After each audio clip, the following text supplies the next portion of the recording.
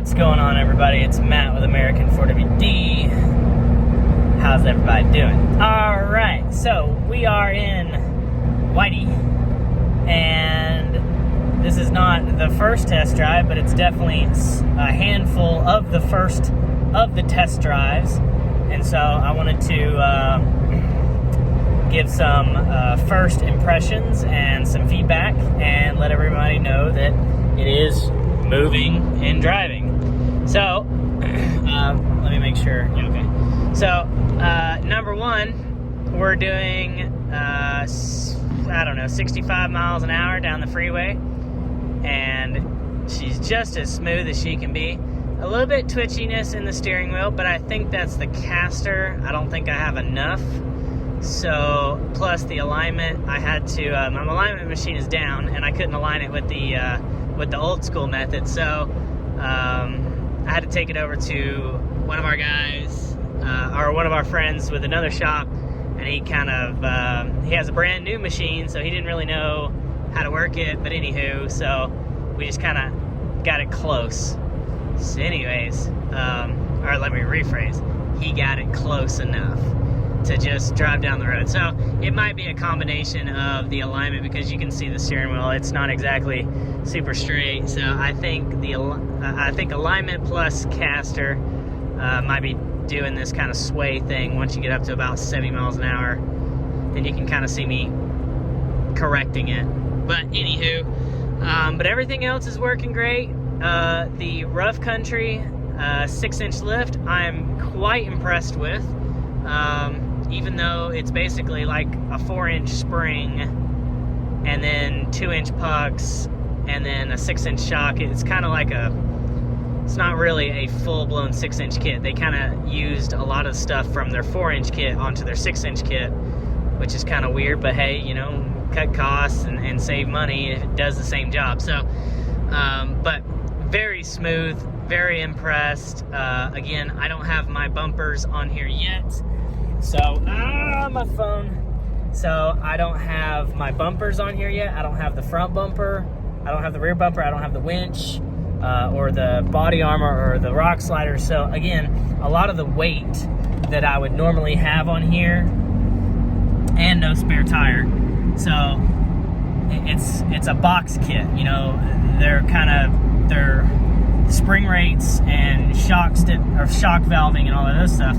It's kind of just, they put it in the middle for everybody, no matter what you got. So to have a lift kit, a bolt-on lift kit out of the box, a generalized valving and spring rate, and I don't have a lot of weight on the body right now, I'm pretty impressed. It rides pretty damn good.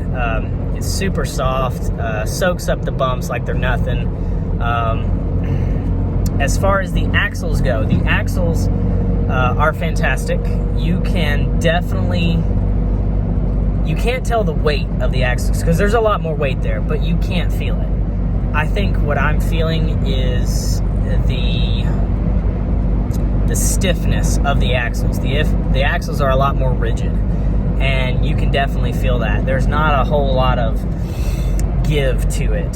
So when you go over bumps, it just feels stiffer. It feels like you're going from a vehicle without a roll cage to a vehicle with a roll cage. That's like, to give you some sort of idea, that's what it kind of feels like to drive this thing. Patagonias, loving the Patagonias so far. Zero issue with those. Just like last time when I had Patagonias, on-road is gorgeous. You cannot hear these things at all. It doesn't even feel like 38s. The only place that you could feel it was in the braking, which, again, these brakes are ginormous on these axles, so you can't tell. When you put the brake on, it's retarded. It gives you whiplash. So you can't feel it there. But my biggest complaint was the weight last time of the tires. You could feel it. And then the off-road traction. But again, with the brakes are fucking massive, so I can't feel the weight of them, so that worked out. And the 538 gears, I can't feel them at all. It does not feel like I'm on 38s. And they're super quiet, so I can't even tell that they're a mud tire. But I would say, as far as the other complaint I had last time using these tires, was the off-road traction. Let's be real. I only drove on those tires like less than 500 miles, and they weren't even broken in yet. So let's be real. You know, it's probably, I wasn't getting the full traction out of them that they're capable of. So what I'm going to do is, we have a ride at the 1st of January, first of the year, New Year's ride at Windrock, and I will be taking this for its kind of first outing, to test everything and blah, blah, blah.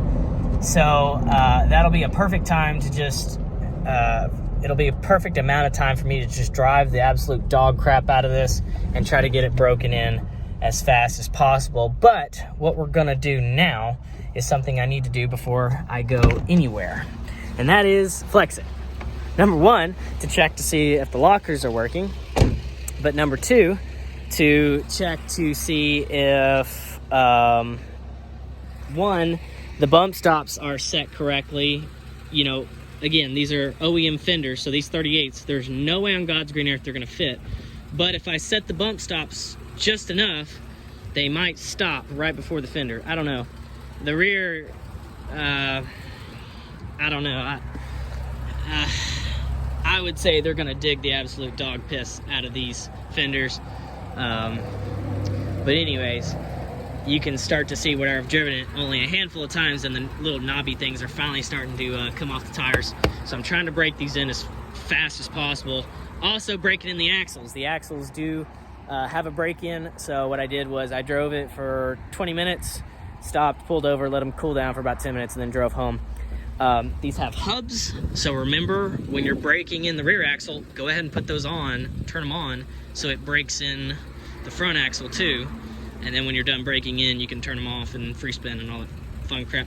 But I said last time I was really curious to see how these are going to feel. Like, is it going to make a big difference? And yes, you can feel every bit of that. When you unlock them and they're on free spin, you can feel it. And when you lock them in, you can feel it. So that was cool. And it's a plus. Locking hubs are a plus. Very, very, very, very good. All right. So. Yeah. A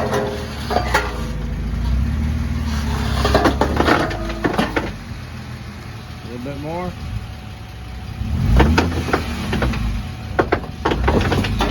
All right.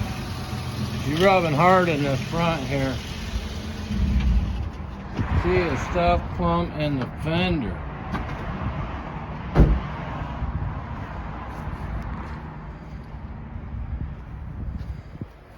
She is eating plastic. I knew it would. Yeah, she's eating it up. But good flex. Really, really surprised at that. How far are we to the bump? Oh God. Oh, we're touching it. We're touching the bump stop. Look at that spring though. That's sketchy. Yeah, mine does the same thing. Love it, love it, love it. That looks fantastic.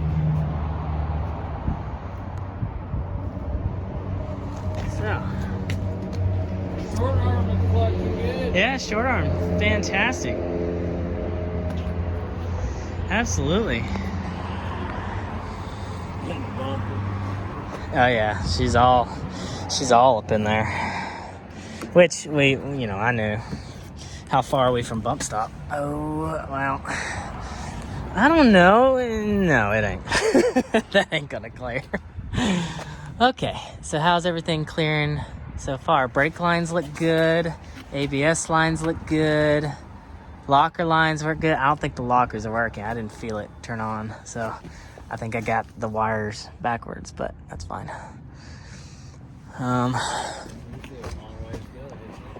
Yeah. Yeah, the shocks are not even remotely maxed out. So, alright, so fender, yeah, it's eating all that. How does everything up here look? Alright, plenty of room. Brake lines look good. ABS lines look good. Everything looks fantastic. Nothing's binding. Nothing's doing some weird, stupid crap. Cool. I just can't flex for squat. Yeah, let me block the sun for you guys. There. So, essentially, fantastic. I just can't flex right now because the 38th, which we kind of knew that was gonna happen.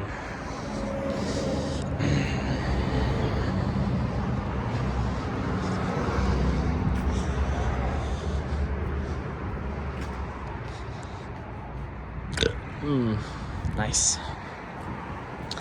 Okay, well, let's put it down.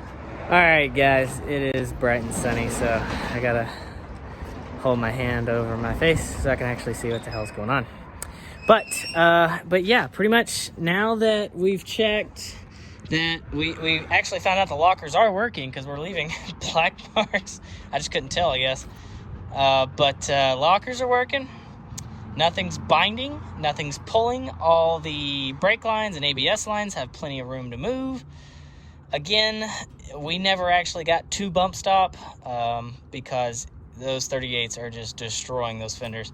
But when we go to Windrock to test it, I ain't doing anything crazy. Anyways, I'll just be doing easy stuff to test it out. But I want to show everybody, what we also done to Whity to kind of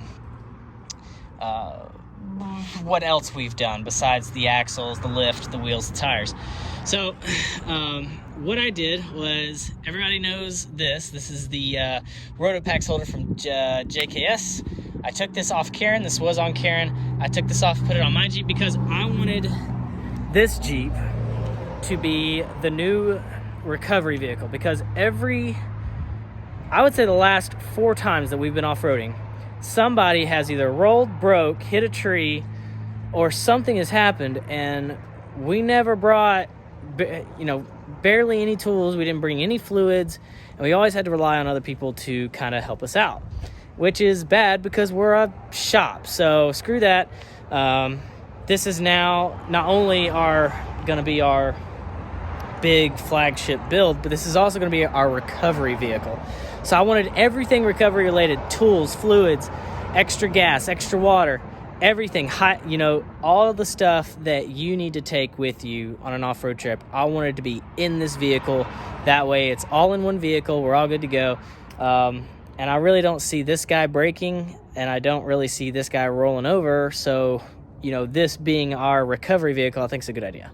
Unless I take it to Rattle Rock, and then there's high chances of both of those things happening, but at the same time, I'm not going to have a group of riders with me. It'll probably be just me and Dad or whoever wants to go with me on that trip and be my winchman. But anyways, so I'm going to show you guys what we've done also besides the lift, wheels, tires, and the axles.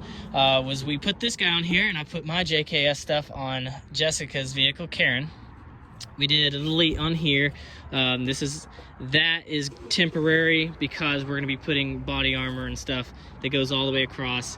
These lights will go off and be the round sunken in, so that's just temporary for right now. But we also did a Bestop Trektop. I don't know if I told anybody that. The old top was the factory squareback, and it was trashed. It was gone. So we did this Bestop Trektop. The front folds back, but it's not a complete fold down. But I wanted this to be removable, so if I ever had to use my roll cage, kind of like a rock slider, on some super technical bad trails that nobody else wants to do, I have that capability. But I wanted to obviously, not freeze my nuts off in the wintertime or get rained on, so we have that top there. What else did we do? We did back here. Mostly the work has been done back here. Let me open it up. Come on, damn it. There we go. So we have a Smitty built JK 4-door box. It was free. That's why it's for a 4-door. So we got this box, and that is to hold all of our tools and stuff. If this is going to be the ultimate recovery vehicle, we need to have a bunch of tools on board, and they don't need to be just laying back here and flapping around And then if I ever try to take this thing to like, you know, a restaurant downtown, I want to get all this stolen. So it's lockable, has a key, blah, blah, blah. It also has these little hooks or little D-rings on top so you can tie your stuff to it, blah, blah, blah. So any camping gear, blah, blah. But anyways, we have a box full of tools. We have extra fluids now. We have gear oil, ATF, motor oil, brake fluid, all your basic essential fluids. Tire repair kit, since me and Jessica are not running spare tires, just to have that. We have all of our recovery gear. This is Rugged Ridges recovery gear. It's got a kinetic rope and soft shackles, tree saver. This is your air up tool for the Smittybilt CO2 tank, which is mounted right there. Everybody can see that. It's pretty cool. So that's for airing up. I do have U-joints, spare U-joints, if anybody needs them and they break. I've got my air down tool, extra little bitty D-rings, and a tire gauge. In here we have other weird stuff that you might need: duct tape, wire, lights, JB Weld, really anything and everything to get you out of the trail. And then jumper cables, last one. But I mean, I didn't want to pack it full of stuff that, you know, we could do at the shop, because there's no point. This is just to get you out of a very terrible situation. That's the point. So also, like I said, we've got our CO2 tank right here. Camera, point, there we go. All right, so this is our Smittybilt CO2 tank. I don't want to take this off because it's a pain in the ass. But we've got that hard mounted and ready to go. We're gonna get some locks for that. The high lift jack has been mounted to the top of this as well, and it has a lock on it, so nobody can steal it. If the top ever comes, if we take the top off and we're running topless, nobody can just grab stuff out of here and whatever. So it's all lockable. But we're pretty set and prepared. So I just want to show everybody else that stuff that we also did with Whity. Obviously, I don't know if I told anybody, but we also did a CB as well. It's a Uniden 505 Pro XL, and those mounts you can get off eBay. It's super simple, takes 10 minutes, and that way we can communicate with everybody that we're going with. So we did wheels, tires, axles, lift kit, rotopack mount.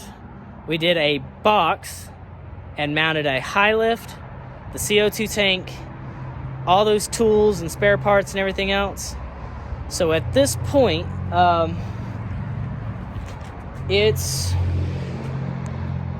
we are giving it a little bit of time before we make our next big purchase, which is going to be all the exterior stuff, the winch, the bumpers, all that other fun stuff. So that's why we haven't done it all kind of at once. We need to spread this out. But that's where we're at so far, guys. I hope you like it. Any questions, comments, complaints, just let me know. And if you like it, I think it's coming together pretty well. I wasn't happy about the tires being my choice, but I'm happier now. And maybe once they're broken in, take it off road for the first time and they do really good, I'll be super happy. Wheels, love method, maybe not have been the best option. Again, there wasn't anything else available. The bad part about these wheels is there's no offset, which is good because we didn't know if it was going to fit on the school bus. That's the reason we bought these. But the bad is, one, it does fit on the school bus, but number two is they don't provide me any protection to my lockout hubs, which I need to free them up. So that's a slight problem. So if I hit any rocks, on the edges or stuff on the wheel, I could potentially hit those guys, and I really don't want to do that. But rough country lift, again, is just temporary. But even though it was a temporary thing, I'm loving it. Drives great, to be honest. So that worked out. So Patagonia's worked out. Rough country 6-inch lift worked out so far. The methods, love them. It's just, we can change those later if we wanted to. We don't have to keep them. So let's just do that. Love the new name change. That was well worth it because Betty White was just way overdone. Bestop, perfect for what I needed it for. The only bad thing about the Bestop Trektop, the only thing, no noise, no nothing, no leaks. It looks like a wet diaper on top of the Jeep. I don't know if you guys can see what I see. I don't know, it doesn't, and this is the fastback one, it just doesn't look, it looks loose on the top, just constant. It looks like a wet diaper. I don't know. You guys let me know what you think. And then the CB, we did all the stuff in the back to make it really cool. So once we get a winch on here, we'll be fully prepared. And all the exterior look cool stuff, you know, whatever will come. But guys, I appreciate it. We will probably, so this is Whity build part 3. We'll probably be screwing with build part 4. Probably sometime in the end of January, we'll make another big purchase of, you know, all the exterior stuff and all the other stuff we want to do to it. We're still gathering up a plan on what to do. I don't want to tell you what we're doing, but we're still trying to gather out how we're going to do it. So we have to get the exterior modifications that work with what we're doing. But guys, I appreciate it. We will see you later.